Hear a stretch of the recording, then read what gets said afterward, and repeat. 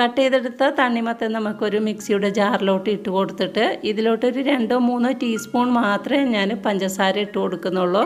കാരണം ഇതിന് തന്നെ നന്നായിട്ട് മധുരമുണ്ട്. ഇതിൽ വെള്ളമൊന്നും ചേർക്കാതെയാണ് ഞാൻ ജ്യൂസ് ഉണ്ടാക്കിയെടുക്കുന്നത്.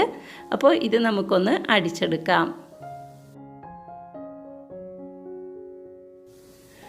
അടിച്ചെടുത്ത ജ്യൂസ് നമുക്കൊരു സെർവിങ് ഗ്ലാസ്സിലോട്ട് 2-3 ഐസ് ക്യൂബ് ഇട്ട് കൊടുത്തതിന് ശേഷം അതിലോട്ട് ഒഴിച്ചു കൊടുക്കാം. സാധാരണയായിട്ട് നമ്മൾ തണ്ണിമത്തൻ വെച്ച് ജ്യൂസ് തയ്യാറാക്കിയെടുക്കുമ്പോൾ അതിൽ ലെമൺ ജ്യൂസൊക്കെ ചേർക്കാറുണ്ട്. പക്ഷേ ഈ ഒരു തണ്ണിമത്തനിൽ നമ്മൾ ഒന്നും തന്നെ ചേർക്കേണ്ടതില്ല. മധുരത്തിൻ്റെ ആവശ്യം പോലും വരുന്നില്ല. പിന്നെ ഞാൻ ഇതിലോട്ട് കുറച്ചുകൂടി ഒന്ന് ഹെൽത്തി ആകാൻ വേണ്ടിയിട്ട് 1 ടേബിൾ സ്പൂണ് കസ്കസ് കുറച്ച് സമയം ഞാൻ വെള്ളത്തിൽ കുതിർത്തി വെച്ചിട്ടുണ്ടായിരുന്നു. ആ ഒരു കുതിർത്തി വെച്ച കസ്കസ് കൂടി ഇതിലോട്ട് ഇട്ട് കൊടുക്കാം. കുറച്ചുകൂടി ഹെൽത്തി ആയിരിക്കും. നിങ്ങൾക്ക് വേണമെന്നുണ്ടെങ്കിൽ മാത്രം ഇട്ട് കൊടുത്താൽ മതി. മധുരവും കുറച്ച്